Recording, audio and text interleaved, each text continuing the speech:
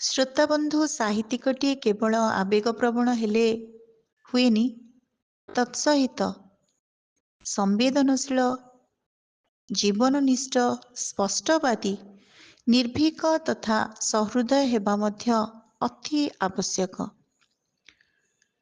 ଏମିତି ଜଣେ ସ୍ପଷ୍ଟବାଦୀ, ନିର୍ଭୀକ କିନ୍ତୁ ସମ୍ବେଦନଶୀଳ ସାହିତ୍ୟିକଙ୍କୁ ନେଇ ଆଜିର ଆମର ଏଇ ଆଲୋଚନା। ସେ ହେଲେ ପଦ୍ମଶ୍ରୀ ଲକ୍ଷ୍ମୀନାରାୟଣ ସାହୁ। ସେ ଏକାଧାରରେ ଥିଲେ ଜଣେ କବି, ଗାଳ୍ପିକ, ଔପନ୍ୟାସିକ, ଜୀବନୀକାର, ଜଣେ ସମ୍ପାଦକ, ପ୍ରକାଶକ, ପ୍ରଚାରକ, ଅନୁସନ୍ଧିତ୍ସୁ, ଗବେଷକ ତଥା ଜଣେ ବାଗ୍ମୀ ଆଲୋଚକ ମଧ୍ୟ। ସେ ବହୁ ଭାଷୀ ଅବଗାହୀ ଥିଲେ। ବହୁ ବିଦ୍ୟାରେ ମଧ୍ୟ ତାଙ୍କର ପାରଦର୍ଶିତା ଥିଲା। ବଙ୍ଗଳା, ଇଂରାଜୀ, ହିନ୍ଦୀ, ଓଡ଼ିଆ ଭାଷାରେ ତାଙ୍କର ପାଣ୍ଡିତ୍ୟ ସେ ଅର୍ଜନ କରିଛନ୍ତି। ସାହିତ୍ୟ, ଧର୍ମ, ଦର୍ଶନ, ରାଜନୀତି, ଅର୍ଥନୀତି ଓ ଇତିହାସ ଇତ୍ୟାଦିରେ ସେ ସମ୍ପୂର୍ଣ୍ଣ ରୂପେ ବିଦ୍ବତ୍ତା ହାସଲ କରିଥିଲେ।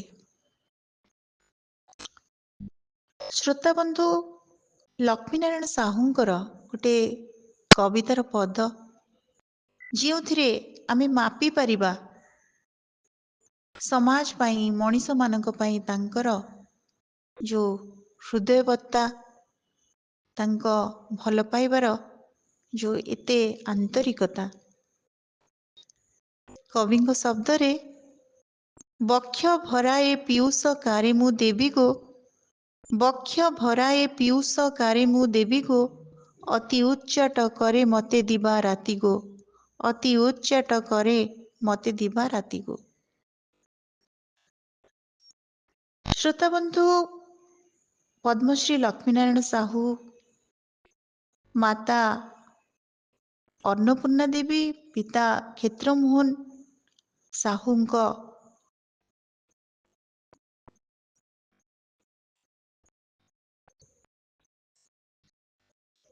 ଶ୍ରୋତାବନ୍ଧୁ, ଲକ୍ଷ୍ମୀନାରାୟଣ ସାହୁ 1980 ମସିହା 3 ଅକ୍ଟୋବରରେ ଭୂମିଷ୍ଠ ହୋଇଥିଲେ ଏବଂ 1962 ମସିହା ଜାନୁଆରୀ 18 ତାରିଖରେ ଦେହତ୍ୟାଗ କରିଥିଲେ। ପିତା କ୍ଷେତ୍ରମୋହନ ସାହୁ ଏବଂ ମାତା ଅନ୍ନପୂର୍ଣ୍ଣା ଦେବୀଙ୍କ କୋଳ ମଣ୍ଡନ କରି ବାଲେଶ୍ୱର ସହରର ଓଲନ୍ଦା ସାହିରେ ସେ ଜନ୍ମଗ୍ରହଣ କରିଥିଲେ। ତାଙ୍କର ବାଲ୍ୟ ଜୀବନ ବିତିଥିଲା ବାଲେଶ୍ୱରରେ। ବାରବାଟୀର ଏକ ଚାଟଶାଳୀରୁ ଶିକ୍ଷା ଆରମ୍ଭ ହୋଇଥିଲା ଏବଂ ସ୍ଥାନୀୟ ଭିକ୍ଟୋରିଆ ମାଇନର ସ୍କୁଲରୁ ପ୍ରାଥମିକ ଶିକ୍ଷା ଏବଂ ସପ୍ତମ ଶ୍ରେଣୀ ପର୍ଯ୍ୟନ୍ତ ସେଇଠି ସେ ରହିଥିଲେ। 1908 ମସିହାରେ ଏଣ୍ଟ୍ରାନ୍ସ ପରୀକ୍ଷାରେ ସେ ପ୍ରଥମ ଶ୍ରେଣୀ ପାଇଥିଲେ।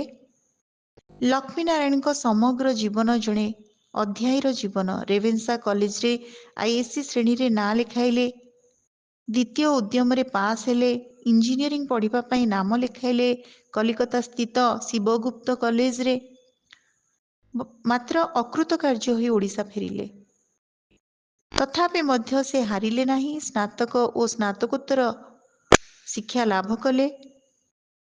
ସ୍ନାତକ ବିଦ୍ୟାନିଧି ବା ହିନ୍ଦୀ ଭାଷା ବିଶାରଦ ଓ ବହୁ ବିଷୟରେ ସ୍ନାତକୋତ୍ତର ଲାଭ ସେ କଲେ।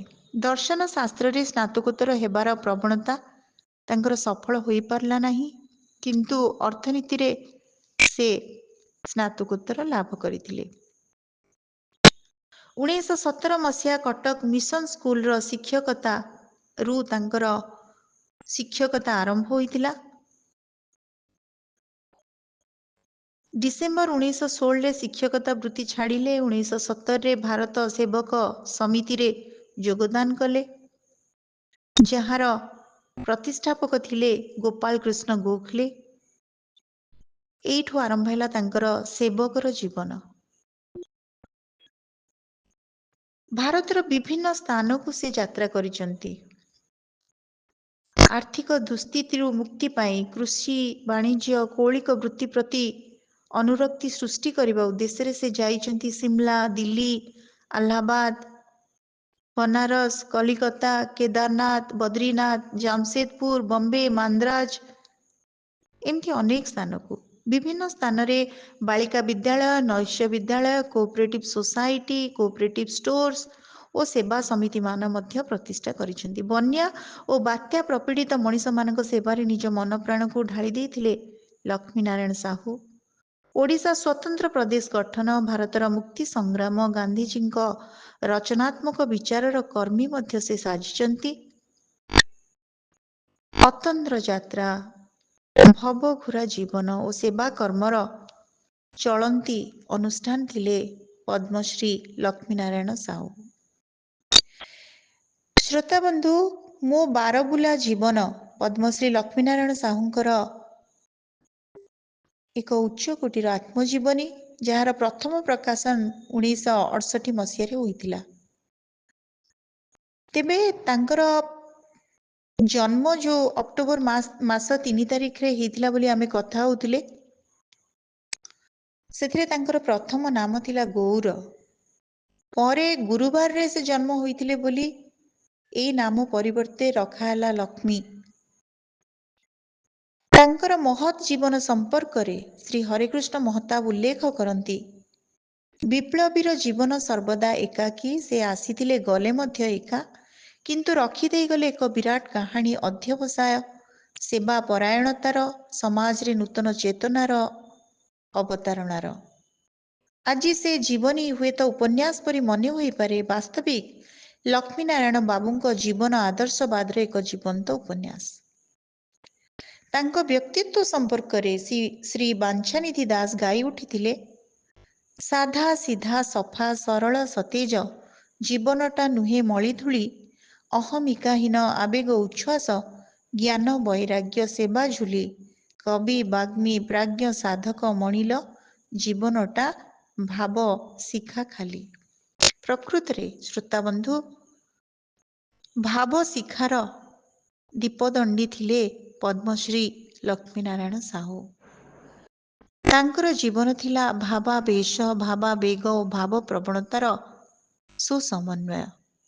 ଶ୍ରୀ ହରେକୃଷ୍ଣ ମହତାବ ପୁଣି ମଧ୍ୟ କହିଛନ୍ତି, ବିଂଶ ଶତାବ୍ଦୀର ଆରମ୍ଭରୁ ଓଡ଼ିଶାରେ ଯେଉଁ କେତୋଟି ପ୍ରତିଭା ଓଡ଼ିଶାର ଭାବଧାରାକୁ ପ୍ରଭାବିତ କରି ଓଡ଼ିଆ ସମାଜକୁ ଉନ୍ନତି ମାର୍ଗରେ ଅଧିରୂଢ଼ କରାଇଛନ୍ତି, ସେମାନଙ୍କ ମଧ୍ୟରେ ସ୍ୱର୍ଗତ ଲକ୍ଷ୍ମୀନାରାୟଣ ସାହୁ ଥିଲେ ଅନ୍ୟତମ।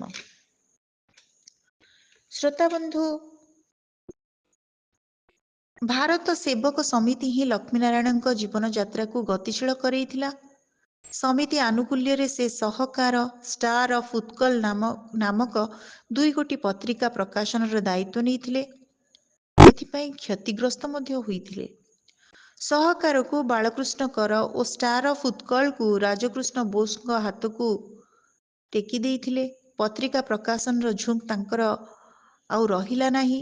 ଇଂରାଜୀ ଭାଷାରେ ଦ ବୈତରଣୀର ପ୍ରକାଶକ ଓ ସମ୍ପାଦକ ମଧ୍ୟ ସେ ହୋଇଛନ୍ତି ଏବଂ ଏଥିସହିତ ଧର୍ମ, ସମାଜସେବା, ସାହିତ୍ୟ, ସମବାୟ ଆନ୍ଦୋଳନ ଆଦି ପ୍ରତ୍ୟେକ କ୍ଷେତ୍ରରେ ନିଜକୁ ସମ୍ପୃକ୍ତ କରିଛନ୍ତି।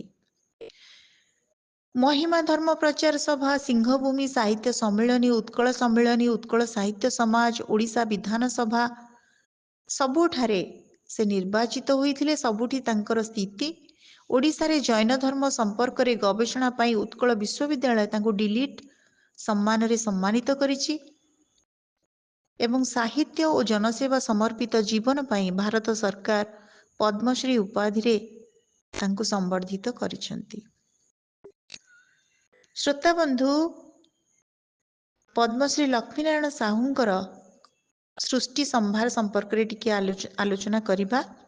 କବିତା ପୁସ୍ତକରେ ରହିଛି ଛିନ୍ନପତ୍ର, ପ୍ରବାସୀ, ମୋହନ, ପରଶ, ମଧୁରେଖା, ଆଶୀର୍ବାଦ, ଅରୁଣା, ପାଶୋରା, ବାବା, କବିତା ମଞ୍ଜରୀ, 1958 କବିତା, 1960 କବିତା, 1961 କବିତା, ଜୀବନୀ ମଧ୍ୟ ସେ ବହୁ ଜୀବନୀର ରଚୟିତା, କର୍ମବୀର ଗୋଖଲେ, ଋଷି ଦୟାନନ୍ଦ, ବିକ୍ରମ ଦେବ, ଅରବିନ୍ଦ, ଯାହାକି ବଙ୍ଗଳାରେ ରଚିତ, ଗୁରୁ ଗୋବିନ୍ଦ ସିଂ, ରାମଚନ୍ଦ୍ର ମୁକ୍ତାରଙ୍କ ଜୀବନୀ, ଜୀବନ ଓ ଜୀବନୀ, ନାରୀ କବି ମାଧବୀ, ଶ୍ରୀନିବାସ ଶାସ୍ତ୍ରୀ, ତିଲକ, ପ୍ୟାରୀମୋହନ, ମହାତ୍ମା ଗାନ୍ଧୀ, ଶ୍ରୀ ଗୁରୁଜୀ ବିହାରୀ ନାୟକ ଇତ୍ୟାଦି। ତାଙ୍କର ଗଳ୍ପ ପୁସ୍ତକରେ ରହିଛି ଅଜଣା ରାଇଜ କଥା ପ୍ରଥମ ଭାଗ ଓ ଦ୍ୱିତୀୟ ଭାଗ, ଜୀବନ ଛାୟା, ଚୀନ ଦେଶର କଥା। ଉପନ୍ୟାସରେ ରହିଛି ବୀଣା, ଏକାଙ୍କିକା। ଉପନ୍ୟାସରେ ଗୋଟିଏ ଉପନ୍ୟାସ ବୀଣା। ଆପଣମାନେ ମନେ ରଖିବେ, ଲକ୍ଷ୍ମୀନାରାୟଣ ସାହୁଙ୍କର ଗୋଟିଏ ମାତ୍ର ଉପନ୍ୟାସ, ସେଇଟା ହେଉଛି ବୀଣା। ଗୋଟେ ଏକାଙ୍କିକା ଅଛି ଶକୁନ୍ତଳା। ଏହା ବ୍ୟତୀତ ଓଡ଼ିଶା ଗଡ଼ଜାତ, କଳା ମୋର ଜୀବନ କଥା, ଯୌନ କଥା, ଧୂଳି ଭାରତ ସେବକ ସମିତି, ସ୍ମୃତି ତର୍ପଣ, ମା ଆମ ବୋମ୍ବାଇ, ଚୌଦ୍ୱାର ଗ୍ରାମ ସଂଗଠନ ସମ୍ମିଳନୀ, ଅସ୍ପୃଶ୍ୟତା, ମଧୁବୈଶ୍ୟ, ଗୁପ୍ତ ବିଦ୍ୟା, ଅଜ୍ଞାତବାସ ଓ ନାରୀର ଅବମାନନା, ମୁଁ ଓ ମୋର କାଳ, କାଳିନ୍ଦୀ କମଳା ବା କାଳିଆ ସୁନାରୀ, କନକ ବସନ୍ତ, ମୁଁ ଓଡ଼ିଆ, ଚିଠି, ଦେବକିରି, ଆନନ୍ଦ, ବହୁରୂପ, ଜୟନ୍ତୀ, ଶ୍ୱାସାରୀ, ସାଙ୍ଗସାଥୀ, ବ୍ରହ୍ମବିଦ୍ୟା ପଥେ, ତାକୁ ତାଙ୍କୁ ତୋତେ ମୋତେ, କ୍ଷଣିକା, ଅଶ୍ଳୀଳତା, ଗାନ୍ଧର୍ବିକା ଶତଦଳ, ପ୍ରତିବିମ୍ବ, ବେଜାୟ ମଜା, ସ୍ତ୍ରୀ ଶିକ୍ଷା, ନାରୀ ଚିତ୍ର, ସାନ୍ତ୍ୱନା, ଲାଇବ୍ରେରୀ ଆନ୍ଦୋଳନ, ଶିକ୍ଷା, ହିତବାଣୀ, ସାମ୍ୟବାଦ, ଉତ୍କଳ ସମ୍ମିଳନୀ, ସୁବର୍ଣ୍ଣ ଜୟନ୍ତୀ, ସୁରେନ୍ଦ୍ରନାଥ ବାନାର୍ଜୀଙ୍କ ସଭାପତି ଅଭିଭାଷଣ ଇତ୍ୟାଦିର ସେ ରଚୟିତା। ଧର୍ମ ଇତିହାସ ଆଧାରିତ ଉପାଦେୟ ପୁସ୍ତକରେ ରହିଛି ତାଙ୍କର ଦଣ୍ଡନାଟ, ଓଡ଼ିଶାରେ ଜୈନ ଧର୍ମ, ଓଡ଼ିଶା ଓ ଜୈନ ଧର୍ମ, ମହିମା ଧର୍ମର ସଂକ୍ଷିପ୍ତ ସାର କଥା। ଆତ୍ମଜୀବନୀ ତାଙ୍କର ଯେମିତି ଆମେ ଆଲୋଚନା କରିବା ଆଗକୁ, ଆତ୍ମଜୀବନୀ ମୋ ବାରବୁଲା ଜୀବନୀ। ଇଂରାଜୀ ଭାଷାରେ ତାଙ୍କର ଅନେକ ପୁସ୍ତକ ରହିଛି। Odisha, the springs of the soul, Hirakud, ଏ ମିନେକ୍, the fountain, the songs of the hills, Konark, from the corner of the Sri Ramachandra Bhanja Medical College Hospital, leprosy, in pain and sadness, from within, Dumduma, history of Odisha, Odisha in 1942-44, the hill tribes of Jaipur, prohibition इत्यादि। श्रोता बंधु, आज आमे पद्मश्री लक्ष्मीनारायण साहू द्वारा लिखित मो बारबुला जीवन संपर्क रे किछि आलोचना मु उपस्थापन करुछि।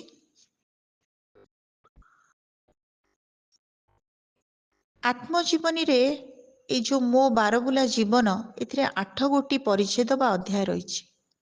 ए पुस्तकर परिशिष्ट रे मध्य अनेक बिंदु रहिछि, साहित्य संपर्कित अनेक तथ्य रहिछि, जाहाकू आमे शेष बेलू आलोचना करिबा। पर्याय गुड़िकर शीर्षक बेस चित्ताकर्षक, प्रभावशाली, जेमती प्रथम पर्याय रही सकाळ, द्वितीयटी रही चिकचिक खरा, तृतीयटी रही कଅଁଳ गाधुआ बेଳ, चतुर्थटी रही मध्याह्नर दीप्ति, पंचमटी रही छाई लेउटा, सप्तम तटिनी कुळुकुळु संज बेले, सप्तम होची संज तारा, अष्टम होची अमावास्यार जह्न। श्रोता बंधु, ये जो शीर्षक गुड़िक आम शुणुचे, यह एते काव्यिक, एते सावलील जे पाठक को तार भितरे थिबा पाठ्यांश को पढ़िबा पाइका प्रोत्साहित करे, उत्साहित करे, अनुप्रेरित करे। सकाळ परिच्छेद रे मोर माँ, मोर बाबा, मुर्शिदाबादर कथा पढ़ा आरंभ, विक्टोरिया माइनर स्कूल बालेश्वर, पंडित गोड़े पत्थर पकाई छु, दिने टंकाए चोरी कली, पुणी दिने 1100 टंका चोरी, बालेश्वर जिला स्कूल इत्यादि। चिकचिक खरा शीर्षक रे रही किछि बिंदु बिंदु अर्थात पॉइंट्स गुड़िक। मोर गुड़ी उड़ा, मोर पारा उड़ा, मोर आदर्श, गोपिया हाड़ीर गोड़ तले, मोर स्कूल शिक्षक, बंगाली ओडिया भेद, मोर निशा सेवन, मु किपरि सिगारेट खिया छाड़िली इत्यादि।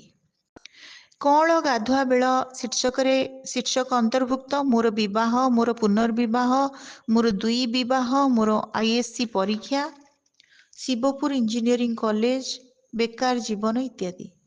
मध्याह्नर दीप्तिर शीर्षकस्थ किछि रहिछि बिंदु गुड़िक। 200 टंकारे जलांजलि, 30 टंकारे लोभ, ସିଆଇଡି ମୋ ପଛେ ପଛେ, ଭାଇ ତ ସେବକ ସମିତି, ସ୍ତ୍ରୀକୁ ଛାଡ଼ିଲି ବାଟରେ, ସନ୍ତ୍ରାସବାଦୀ ଗୋବିନ୍ଦ, ଜାମସେଦପୁରରେ ଶ୍ରମିକ ସଂଗଠନ, ପୁରୀ ଦୁର୍ଭିକ୍ଷ, ମୋର ପାସ୍ ଫେଲ୍, ଉତ୍କଳ ସେବା ସମିତି ଗଠନ, ମୁଁ ଜଣେ କମ୍ୟୁନିଷ୍ଟ ପ୍ରଶ୍ନବାଚୀ, ଲବଣ ସତ୍ୟାଗ୍ରହ ଇତ୍ୟାଦି। ଛାଇ ଲେଉଟା ଶୀର୍ଷକସ୍ଥ ବିନ୍ଦୁଗୁଡ଼ିକ ହେଉଛି 1950-51ର କଥା। ଅଶ୍ୱିନୀ କୁମାର ଦତ୍ତ, ମୋ ଚରିତ୍ରର ଦୁର୍ବଳତା, ମୁଁ କ'ଣ ଏକା ରାଗୀ? ଗୁଣ୍ଡୁଚି ମୂଷାର ଧୂଳି, ମୋର କବିତା ଲେଖା, ସଙ୍ଗୀତ ପ୍ରତି ମୋର ଆକର୍ଷଣ, ମୋର ପିତା।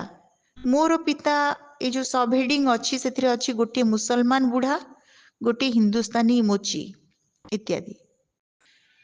ତଟିନୀ କୁଳୁକୁଳୁ ସଞ୍ଜବେଳେ ଶୀର୍ଷକରେ ରହିଛି ପଙ୍କ ଓ ପଙ୍କଜ, ମୋର ସ୍ତ୍ରୀ, ମୋ ଜୀବନ ସୁଖର ନୁହେଁ, ଘର କଥା, ଥରକର କଥା, ମୁଁ କି ପ୍ରକାର ଲୋକ, ଡବଲ ପର୍ସନାଲିଟି ଇତ୍ୟାଦି।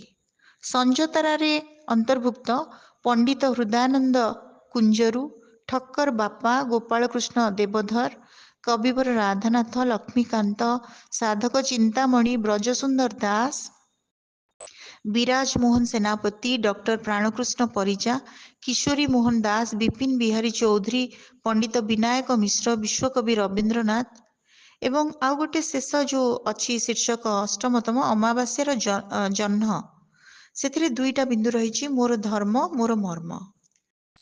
ଶ୍ରୋତାବନ୍ଧୁ, ପରିଶିଷ୍ଟ ମଧ୍ୟ ଅନୁରୂପ ଭାବରେ ବେଶ ଆକର୍ଷଣୀୟ। ସେଥିରେ କ, ଖ, ଗ, ଘର ପର୍ଯ୍ୟାୟଭୁକ୍ତ ହୋଇଛି। କ ପର୍ଯ୍ୟାୟରେ ରହିଛି ଲକ୍ଷ୍ମୀନାରାୟଣ ବଞ୍ଚିବେ କି? ତାଙ୍କ ଡମା, ତାଙ୍କ ହୃଦାନନ୍ଦ, ତାଙ୍କ ଗୋପିଆ ହାଡ଼ି, କାଳିନ୍ଦୀ ପାଣିଗ୍ରାହୀଙ୍କ ନିକଟରେ କ୍ଷମା ଭିକ୍ଷା, ସବୁ ଅଇଁଠାପତ୍ର ତାଙ୍କ ମୁଣ୍ଡରେ, ଗୋଛାଏ ନଡ଼ା ମୁଣ୍ଡେଇ ଚୌଦ୍ୱାରରୁ ଦେଉଳ ସାହି, ରାତି 11ଟାରେ ସ୍ତ୍ରୀ ହରଣଚାଲ, ଏତେ ପରୀକ୍ଷା ଦେଲି ପୁଣି ପରୀକ୍ଷା, ଅଥଳ ସିନ୍ଧୁ। ଖ ପର୍ଯ୍ୟାୟରେ ରହିଛି ଏକ ବିହଙ୍ଗାବଲୋକନ, ତାଙ୍କୁ ହିଁ ନେଇ। ଗରେ ରହିଛି ତାଙ୍କ ସାରସ୍ୱତ ସାଧନା, ଘରେ ରହିଛି ଲକ୍ଷ୍ମୀନାରାୟଣ ଜୀବନ ଉପରେ କେତୋଟି ଆଲୋକପାତ। ଶ୍ରୋତାବନ୍ଧୁ, ଆମେ ଆଲୋଚନା କରୁଥିଲେ ବିଶିଷ୍ଟ ସାହିତ୍ୟିକ, ସମାଜସେବୀ, କବି, ସମ୍ପାଦକ, ପ୍ରକାଶକ, ବାଗ୍ମୀ, ଔପନ୍ୟାସିକ, ଗାଳ୍ପିକ, ଜୀବନୀକାର, ଆତ୍ମଜୀବନୀକାର ପଦ୍ମଶ୍ରୀ ଲକ୍ଷ୍ମୀନାରାୟଣ ସାହୁଙ୍କୁ ଏବଂ ତାଙ୍କର ଆତ୍ମଜୀବନୀ ମୋ ବାରବୁଲା ଜୀବନ। ଅଡିଓଟି କେମିତି ଲାଗିଲା ସେ ସମ୍ପର୍କରେ ଆପଣଙ୍କର ମତାମତ ଅପେକ୍ଷାରେ ରହିଲି। ଆଶା କରୁଛି ଅଡିଓଟି ନିଶ୍ଚିତ ଭାବରେ ଆପଣମାନଙ୍କୁ ଭଲ ଲାଗିଥିବ ଏବଂ ଯେଉଁ ସଂକ୍ଷିପ୍ତ ତଥ୍ୟ ଯୋଗାଇବାରେ ସାହାଯ୍ୟ ନିଶ୍ଚୟ କରିବ। ଧନ୍ୟବାଦ।